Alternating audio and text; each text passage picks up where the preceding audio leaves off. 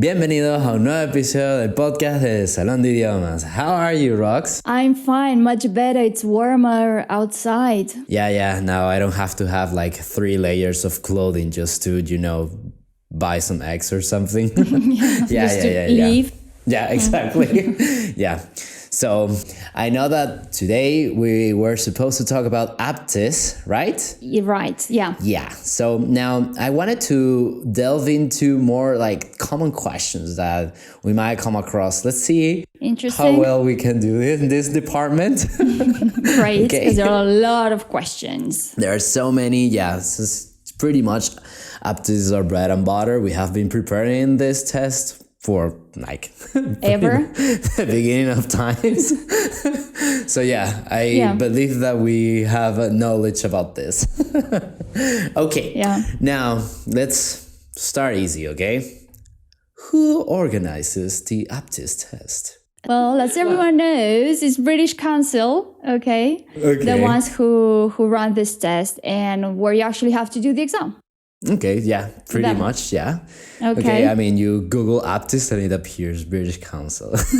However, now, one that people tend to get confused with. Do we do this test online or do we go the traditional way? Okay, so it's funny because it's online, but it's in a specific examiner center. So it's kind of like a hybrid. We have to use the computer. However, it's not that you're going to take it from home. Indeed. And my question is there an examiner, or is there someone watching you while you do the exam? Afterwards, I hope so. Otherwise, that would be an interesting conversation. However, while you're taking the test, it's only the computer who is going to record your voice even in the speaking part. And then these recordings are going to lay out the questions of the other skills. Yeah, so everything is recorded. You might have some other people watching you while you do the exam, but they are not gonna, tell you how to do the exam or ask you questions in the exam. These are just the people who are monitoring that everything and everyone is doing their job correctly and they don't do any fishy things. But indeed, as you all said, even the speaking is done online and you're being recorded and someone else who knows will correct your speaking. Now, this is something that, at least in my case, every time I start teaching Aptis, this is like the very first instruction that I deliver. And then the next day, and then the last day, and then perhaps like even you can send them an email about it. Mm-hmm. During the speaking test. Okay. Everyone does the speaking test at the same time, which means that everybody is gonna be yelling. Everybody in the room is gonna speak like really loud because they want to focus on their speaking. And if you have someone else behind you or like near you speaking, you have the tendency of even speaking louder, so you don't lose the train of your thoughts while you actually deliver your answer. So quick recommendation, get used to listening to a bunch of annoying noises. Perhaps, I don't know, you can go to a construction site while you're preparing the speaking or something like that. That could be useful. Yeah. Now, I know that I have already made this a little bit easier for you since I have said that I have said that Aptis has speaking. However, how many parts does this test have? Okay, so it has the typical parts, which are the speaking, listening, reading, and writing, plus grammar and vocabulary. But you should be knowing that this or the last skill doesn't actually it's important, but it's not that important because now most of the certificates in English or the exams, they lack of this part. However, it's useful because it can help you, higher or upgrade a bit the final score. But honestly, if you were to ask me how difficult it is, I will tell you that it's quite a piece of cake. Yeah, right. Yeah, actually, not difficult at all. You don't even get a score, which means like a B1 or B2 or C1 score in the grammar and vocabulary. You're given like the figures, like you get 40 out of 50. Okay, but it doesn't actually add up when you are given the final score. Yeah. So yeah, basically what you want to keep in mind is practicing perfect tenses as well as some passive voice and some common prepositions for the grammar aspect. And yeah, as you can imagine, that's kind of like a piece of cake. Yeah. Well, I do have, focus on used to be used to, get used to, and would as well, because that can appear. But for that, you already have an explanation, like a really nice explanation on another video that you can encounter on our YouTube channel. So take a look at that. But that can be a kind of a grammar thing you should be learning as well, just in case. Now, how long does it take to take the test? I don't know, enlighten me. You keep just asking me questions, so yeah. I know, I just want to know if you know.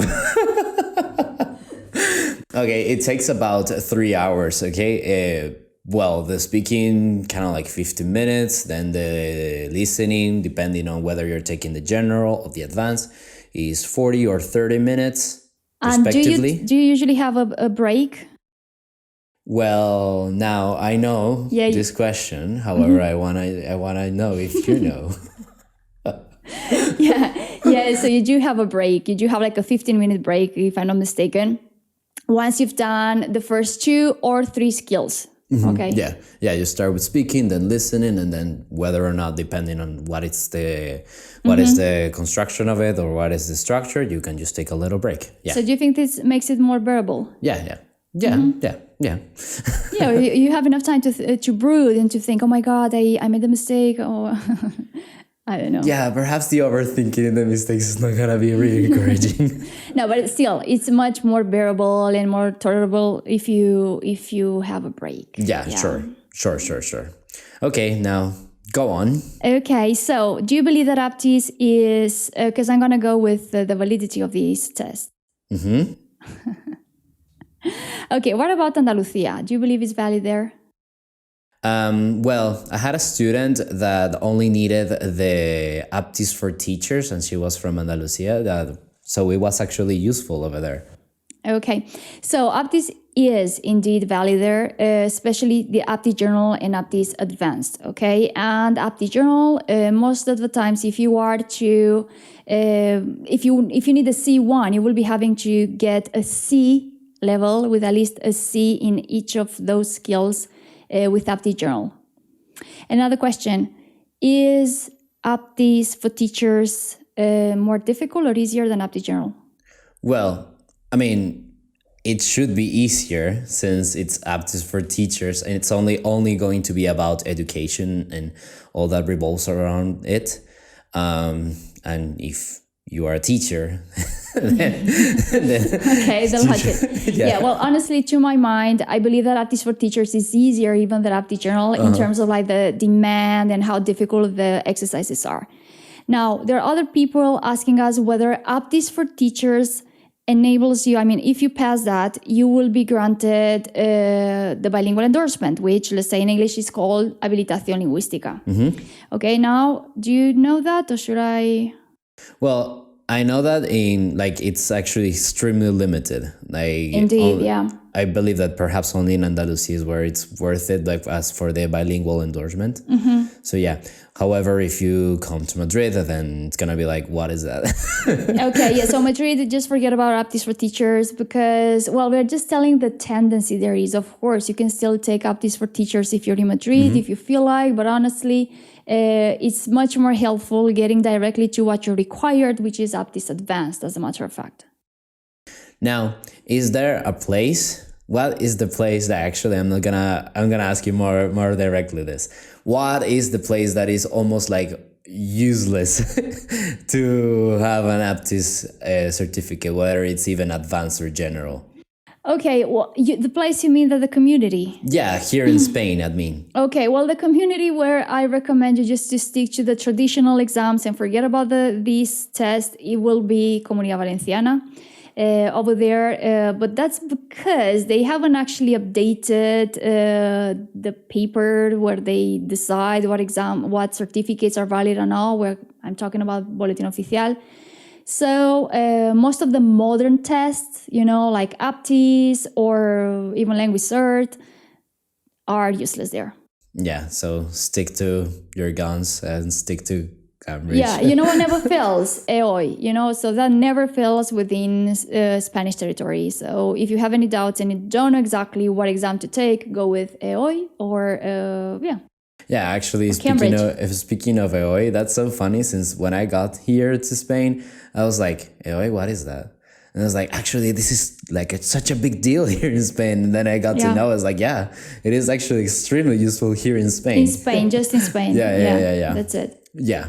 Okay, so another question that I have for you is whether you're given the chance of having a revision of your exam. Well, as a matter of fact, that is a little bit of a tricky question. Practically, not really. They tell you that you are not allowed to do this, even though that they should. In Spain, right? Yeah, since in the British Council, it says that at some point, like, you are actually able to do this. Unfortunately, they tell you that no, that's not possible. It should be that way. However, I know that Aptis is now part of the ESOL program or the ESOL institution. How do we call that? It's already ESOL. So yeah. It's already ESOL. So Aptis ESOL, ESOL. So they already are part of that. Exactly. So I believe that being a part of this, they will eventually, I guess that if they will eventually allow this possibility of just correcting your test if there's something that you don't feel that is fair. Indeed, yeah. So if you believe that it's not fair or whatever, and you want to have a revision of the exam, and they tell you here that that's impossible, what I recommend is just to go to the web page, official web page of the in the UK, and to read there, like I don't know exactly what part of the web page to read about the policy and everything, and you will see that you do have. You are allowed actually to ask for a revision, and you should be allowed here as well because it's the same institution, right? Exactly. Okay, so you can resort to that. Yeah, good luck with that though. Okay. That was one of it. I had a different one because, guys, we have like a whole bunch of questions and answers to the questions on our webpage. We're going to be actually leaving the whole link in the description section. So I was running over that, trying to pick up the most interesting questions about it. And I came across one which is really interesting because many people asked us, is like, how many exams does the exam Aptis have? Models of exam. Okay. How many models? Models, yeah. Well, I mean, I know definitely that Aptis General has more than Aptis Advanced. Like, by a landslide. Yeah. However, a specific number, perhaps like for Aptis General, more than 30. I'm pretty sure even more than that. Even more than that. Yeah. Well, for Aptis Advanced, perhaps like more than 20, something like that. Depends. Yeah, but it has many more models. So Yeah. Because it's really funny. Many of you guys believe it's like, oh, I just want to learn the models and that will be it. But it doesn't work like that. No. Anymore. No, unfortunately, it doesn't work like that. Yeah, so you just have to know the hangs of it and know how to answer and just go for it. Don't necessarily look for like specific models or topics because this is like having Gollum's ring. No matter whether you have it, if you're not prepared for it, you won't be able to master it. So you have to master the exam and forget about the models there might be out there because there are a lot of them. Yeah, so... Sorry to tell you that, but... No worries. You just gotta keep your nose to the grindstone. Indeed, yeah. Okay, so apparently the multi-level tests have been a bit looked down on for the past years. Do you know what one of the hurdles is been through? Okay, so now if we speak for Aptis Advanced, then we have one thing. For instance, here in Madrid, you have to have like a C1 in all the skills. If that's not the case, like because you can get like a B2 in listening and then you can get a C2 in writing. However, if you do not have a C1 at least in all the skills, then it's not useful for the bilingual endorsement. Indeed, yeah. So the fact is that you should be having, so if you're asked for or required to submit a B2 level or a C1 level certificate, now with all the multi-level test, you should be having at least that score in every skill, at least. Otherwise, they will take into account just the minimum, the skill with the lowest level. Yeah. I know that it doesn't seem fair, but yeah, basically, if you have, let's say, Aptis Advanced, you have a C2 in speaking, in writing, and then in reading. However, you have a B2 in listening, then for them, you just got a B2 on everything. You will be given just the B2. Well, not in the certificate though. The certificate, the final score you might be having like a C1 or a C2. Yeah, the institution where you will submit this, they will take into account most often than not the lower level. Okay, so unfortunately, I believe this is one of the sidebacks or the setbacks of a multi-level test. Yeah, definitely. Yeah, unfortunately. I mean, it's nice for some from parts, like you are still gonna get certified no matter what. Yeah. That can be useful for a bunch of people. However, well, if you are looking for something really specific, then this might become a little bit challenging. Indeed. Yeah, because as it's multi-level, you might encounter a part of it which is like really easy to the level you're actually seeking. Yet, you might be finding as well coming across or having to face difficult exercises where you might encounter, I don't know, like a C2 level exercises. And those can make your performance pretty, low standard. Yeah. If you're not prepared for it. I have a different question for you. Okay, do you believe or do you think that Aptis Advanced is easier than other C1 level exams? Well, I mean, depending on what you want. For instance, if what you're looking for is just a C1 or a C2, then this could be like a possible option, like a really useful option. However, as we have mentioned before, perhaps what you're looking for is to have a C1 in all the skills. Unfortunately, Aptis Advanced has this minor detail that the listening is extremely challenging. Indeed. Like the entire setup of the listening of Aptis Advanced is super, super difficult. Yeah, by far, at least this is my personal take on this. I believe that the listening of Aptis Advanced is the most difficult listening of the market. Yeah, I mean, it's definitely no picnic. Yeah. But I think if we were just to stick to the general sense of the question, is it easier than other C1 level? Well, to an extent, it is. Because if you think of it, a multi-level test has like, I don't know, half of it is going to be low level, lower level, and the other half is going to be pretty high level. Right? So depending, as you said, on the score, it might be easier or more difficult. Okay. Yeah, I mean. But to my mind, when it's difficult, it's overly difficult. Yeah. So, so if you're looking for, I don't know, for a C2 and you want to get the C2 with Aptis Advanced, perhaps this might not be the best choice, at least from my experience, like preparing and having candidates during the exam. I wouldn't recommend it.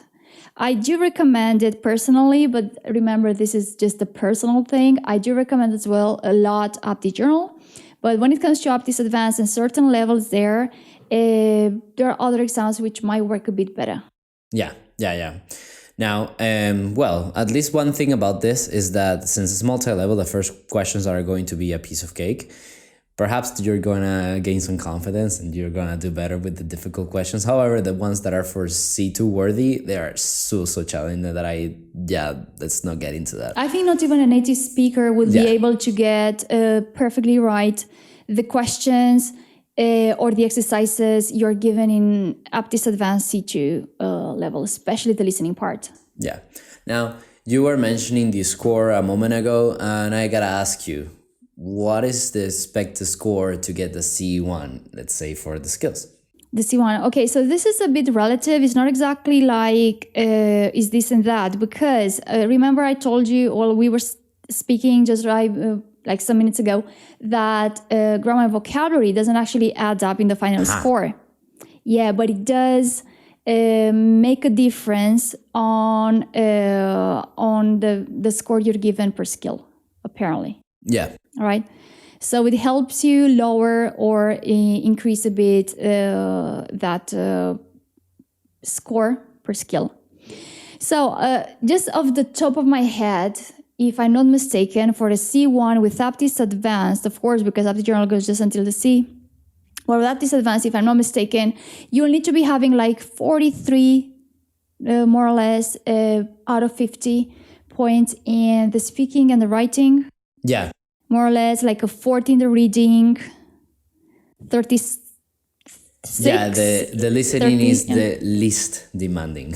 Yeah, so like 36 in the listening, and you're required to have the best score ever in the grammar and vocabulary, because it's going to be helpful. Yeah, exactly. The better you do in the grammar, the better you're going to be in 40. the other parts. Yeah, exactly. Over 40. Yeah. And these same principles are applied to Aptis General as well. Yeah, for sure. Mm-hmm. Okay, so I was thinking that perhaps, in the article that I was mentioning before, we have as well plenty of comments which people posted. Okay, of course they're in Spanish, and we can try to answer some of those. Sure. Let's go for it. Okay, so I'm gonna read one of the comments posted here on the article. And Carlos said, in Spanish I go, hola, si me presento al examen de Aptis Advanced, pero me quedo con la nota inmediatamente inferior al aprobado, ¿me darían un certificado del Aptis General? O si quiero el certificado de Aptis General, me tendría que presentar al examen Aptis General y aprobarlo. Okay, basically, so if you're looking for a B2, what I would recommend directly is to take Aptis General. If you are given a B2 with Aptis Advanced, you will be given a B2 with Aptis Advanced. So basically, you won't be having the B2 with Aptis General. Okay? What I recommend is to make it easy. Go with Aptis General if you're looking for the Aptis General, and that will be it. Because most likely, if you're looking for Aptis General, if you're looking for the B2, that B2 is going to be much more bearable than the other B2 going and doing the Aptis Advanced. What's your thoughts? Yeah, pretty much that. I hope that's useful for you, Carlos, and for everyone who has the same question. Now, I have another one from Cristina. She says, si suspendes el examen de Aptis, ¿en cuánto tiempo no te puedes volver a presentar? Go on. So, basically, it's two options. When you are taking the Aptis General, well, you can take it as many times as you want. You don't have to wait that long, perhaps like a couple of days and that's it. However, when it comes to the Aptis Advanced, you're going to have to wait for 3 months. So yeah, that makes it a little bit more challenging. Indeed. Yeah. And we have another one posted by Rosa, and she said, hola, ¿sabéis qué nota se necesita como mínimo para obtener un C2? Okay, so she's asking for Aptis Advanced C2 level. Well, we were talking about the C1 level. This is our estimation, right? It's an estimation, remember? So we guess that in the listening, you should be having like at least 40 out of 50. With the writing and speaking, at least 46 out of 50. Oof. Okay. And the reading, 43 out of 50. And I guess our grammar and vocabulary, you shouldn't have less than 47. But that's our estimation. I guess if you do that, pretty likely you're going to be having the C2 in all the parts. Yeah. And that's it. We have plenty of other questions and a lot of answers. So what I recommend is just to go to the link. And if you have any more questions, you can either post them on the same article you have here on our blog, or directly ask them on the comments, right? Yeah, sure. You can also go to the section below and ask all many questions as you want. You're free to opinate. Okay, well, that will be it for today, and I'll see you in the next episode. So take care. Bye bye, guys.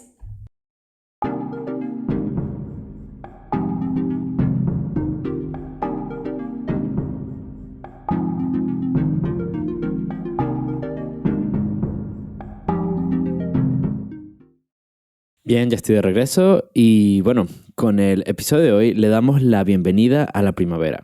Ya los días son más amenos, a menos que sufran de alergia como yo. Anyway, en el episodio de hoy, Rox y yo hablamos del examen Aptis, pero realmente nos enfocamos en las dudas más frecuentes que nuestros estudiantes nos han comentado. Para empezar, tenemos una duda que realmente es un poco no-brainer, nada complicada, y es ¿quién organiza el examen?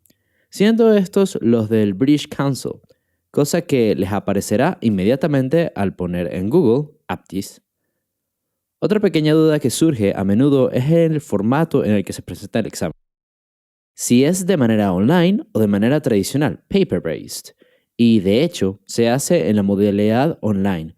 Sin embargo, deberás presentarte a un centro examinador del British Council. Luego Rox pregunta si tienes que presentarte con un examinador, y no.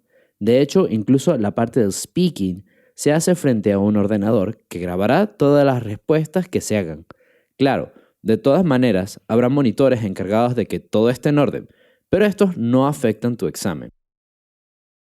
Otra cosa que es necesario aclarar es que la primera parte del Aptis, independientemente del nivel, es el speaking, y la hace todo el mundo al mismo tiempo. Así que bueno, lo que siempre ocurre es que todo el mundo está básicamente gritando, por lo que concentrarse no será a piece of cake. Así que ya saben, pueden quedar con unos amigos en una área de construcción o algo por el estilo para acostumbrarse a escuchar ruido mientras hablan. Hablando de las partes del examen, este tiene 5 partes. Las 4 que todos nos imaginamos, ya saben, speaking, listening, reading y writing. Pero a estas, además, se les suma una parte de grammar and vocabulary, que de por sí no es la más importante, ya que es algo que las certificaciones están comenzando a dejar de lado. Pero es cierto que de todas maneras tu desempeño en este skill puede repercutir positivamente en las otras habilidades. Cabe destacar que además, esta parte se considera bastante sencilla en nivel de dificultad.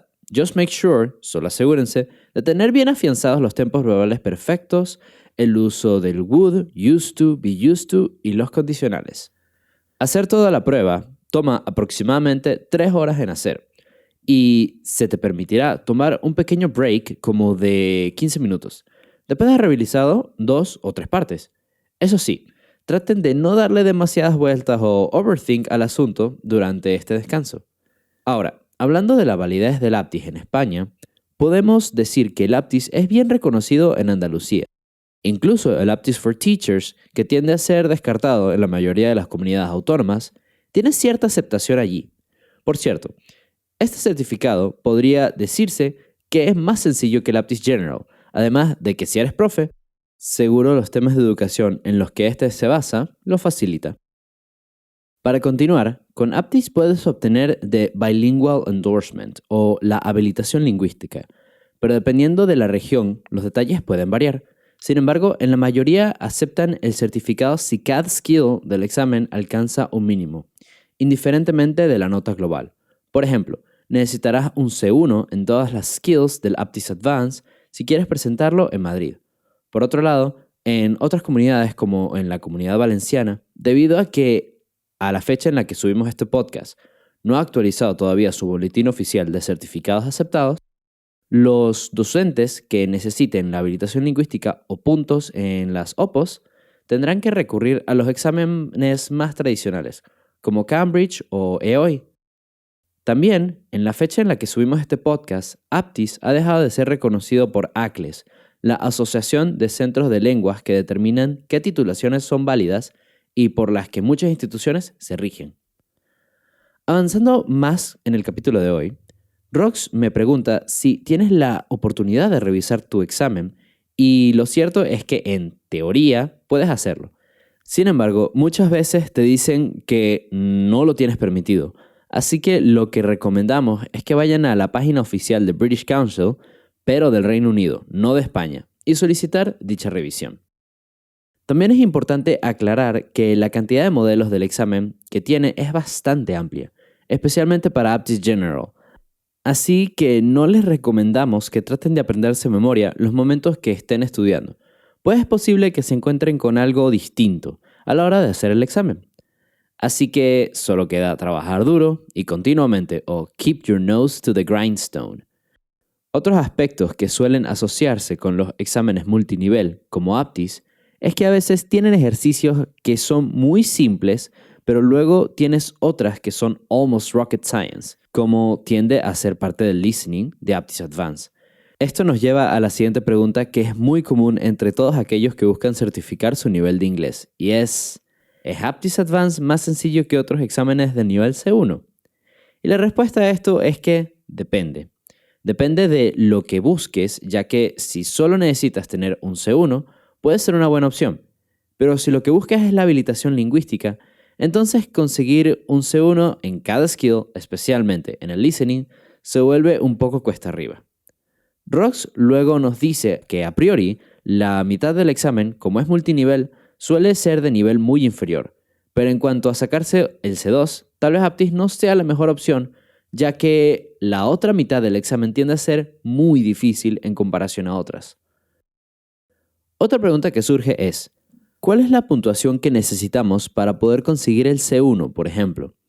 Y es que es relativo, porque como mencionamos al principio del podcast, la parte Grammar and Vocabulary influye tu nota final en las otras competencias. Pero bueno, Rox dice que necesitas en Aptis Advanced aproximadamente 43 puntos para el C1 en Speaking y Writing, 40 para el Reading y 36 para el Listening.